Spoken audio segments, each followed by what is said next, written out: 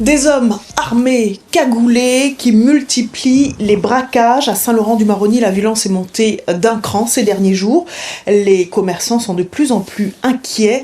Le reportage de Terence Moy. Depuis qu'il a ouvert ses portes il y a plus de 20 ans, le Bikini Bar à Saint-Laurent-du-Maroni, au quartier de la Charbonnière, n'avait jamais connu de cambriolage.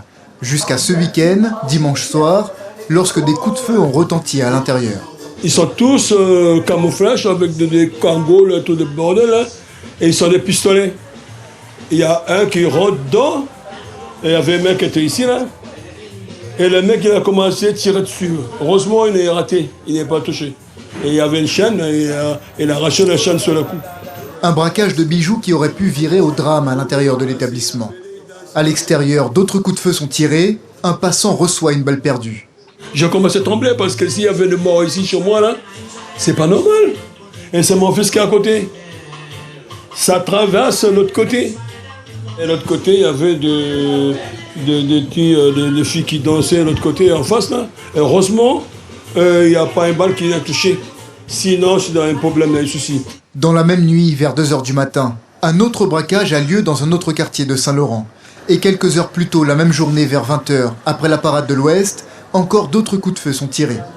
Pour le président de l'association Positive Sao Long Peking, également gérant d'un bar, la situation s'envenime comme il ne l'a jamais vécue. Là, je suis pas serein, je suis inquiet pour mes employés et même pour moi, pour tout le monde, parce que c'est un bar, c'est vraiment un projet où voilà, tu reçois du public et là, à partir du moment que tu reçois du public, c'est automatiquement responsable. Il a ouvert son établissement en pleine période Covid. En 3 ans d'existence, c'est la première fois qu'il pense à la suite de son aventure. J'essaie de trouver au mieux de peut-être ces temps-ci ouvrir une fois et après, une fois que j'arrive à payer mes charges, de me dire comment je vais fermer et j'attends de voir si peut-être il y a une solution. S'il n'y a pas de solution, bien sûr, c'est de mettre, comme on dit, la clé sous la porte. En tant que président d'association dédiée à la lutte contre la délinquance, il souhaite avant tout rencontrer tous les acteurs de la société saint-laurentaise autour d'une table et réfléchir à des actions conjointes auprès de la jeunesse. Et l'auteur des coups de feu lors de la parade de l'Ouest dimanche a été interpellé et incarcéré. Une enquête est également ouverte par la brigade de recherche de Saint-Laurent-du-Maroni concernant les autres affaires survenues ces derniers jours. Et une violence qui se reflète dans les chiffres. Ils ont été présentés ce matin à la préfecture en présence des maires. Le nombre d'homicides bat des records chez nous, 59 sur l'année 2023. Les précisions de Génial Atoumani et Clotilde Séraphin-Georges.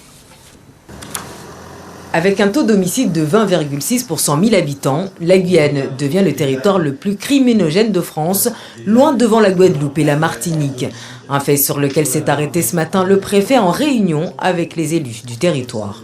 On a fait un point sur les homicides, évidemment. Il y a eu 59 homicides cette année, une vingtaine en forêt, une vingtaine de règlements de compte et après une vingtaine d'autres types d'homicides. C'est important, les homicides regroupent des réalités très différentes et des enjeux de sécurité et des manières de lutter contre cette insécurité qui sont tout à fait différents.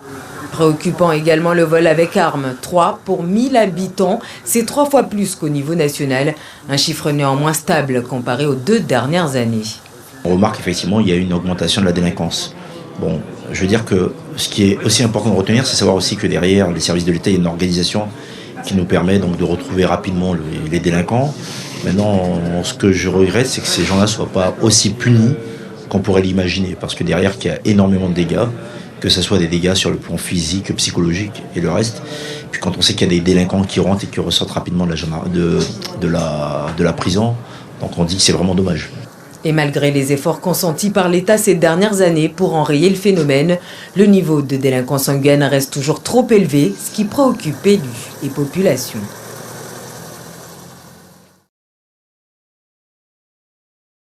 Ils étaient des centaines dans les rues de Mamoudzou ce mercredi matin. Des manifestants vêtus de bleu, blanc, rouge ou encore de tissu à l'effigie de la chatouilleuse Zenam Dere. Ils ont quitté les barrages très tôt et ont convergé vers le chef-lieu pour dénoncer l'insécurité et l'immigration clandestine. Mais arrivé à la préfecture, la tension est vite montée d'un cran. Papino Zaidani, Jaidi Maulida.